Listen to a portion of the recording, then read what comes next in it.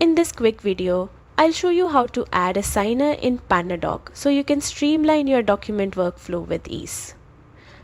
Don't forget to like and subscribe for more simple tech guides. To start, log into your PandaDoc account and head to your dashboard. Choose a document you've already created or make a new one if needed. Once inside the document, look for the Add Recipient option. Here enter your signer's name and email address carefully since PandaDoc will use these details to send their invitation. After that, assign the signing fields like signature, initials or date so your recipient knows exactly where to sign. Finally, review your setup, hit send, and PandaDoc will email your signer instantly. You can track the progress right from your dashboard. And that's it.